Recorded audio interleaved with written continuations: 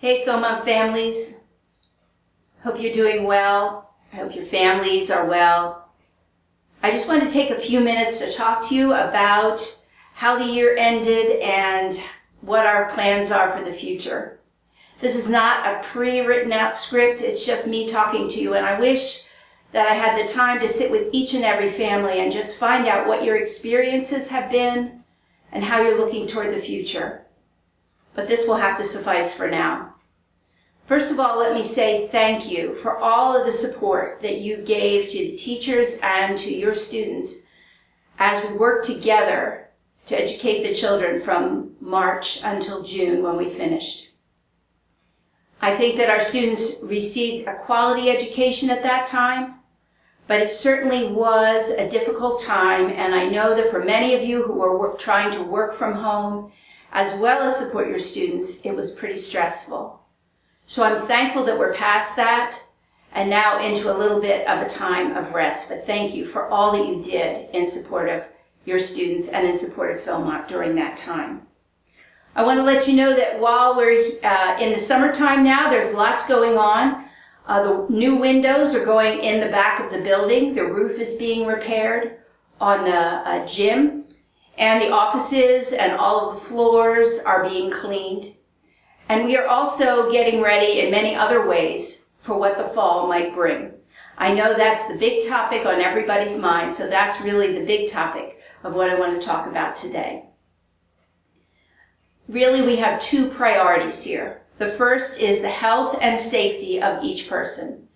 We have formed a task force. It's made up of 11 different people who are looking into all the ways that we need to change things and make procedures and priorities that are going to work for the students and for the faculty and staff as they are here together.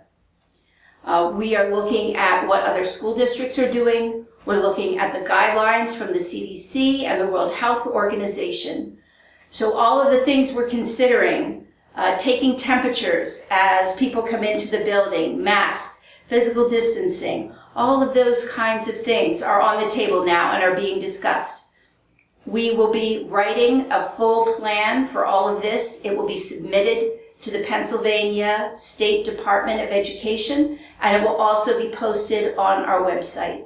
And so you will have full access to that as soon as it is ready. We have to also be realistic about what our students will tolerate. So there may be differences in the different divisions, elementary, middle school, and high school, as far as what our requirements will be. But always we are looking toward the safety of everyone that will be here. And then the second priority is that we want to stick to our mission, and that is to provide an excellent academic education from a consistent Christian world and life view. It was a challenge for us to deliver that education online. It may be that eventually we have to go back to that again, but I want you to know that it is our plan and our hope that in September we will be back in school 5 days a week from 8 o'clock until 3 o'clock with as many sports as we are able to, with before and after care for each student who needs it. We want to do that because we know that that is your wish as families. You know, it's interesting because I think we took for granted for a lot of time that we would always be able to be together, and that togetherness was interrupted in such an abrupt way and so completely. And I think we have come to realize how God has made us. We are made for relationship. And while we have many great opportunities to use Zoom and to communicate with one another through many ways, it's not the same as being physically together, and we want to get back to that. The blessing is that we are a small student body with a large building, and we have confidence that we will be able to do that in a safe way. So I want you to know that that is our plan at this time.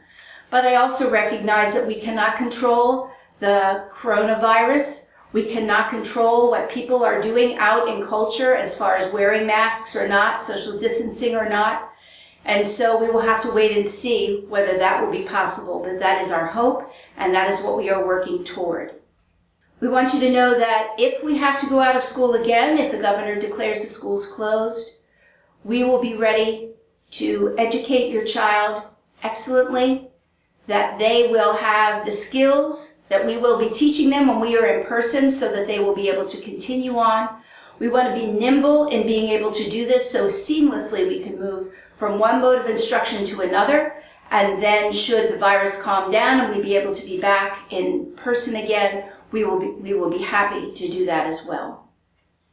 So keep in mind that we will be working on this, and we invite you to take part in the survey that went out last week.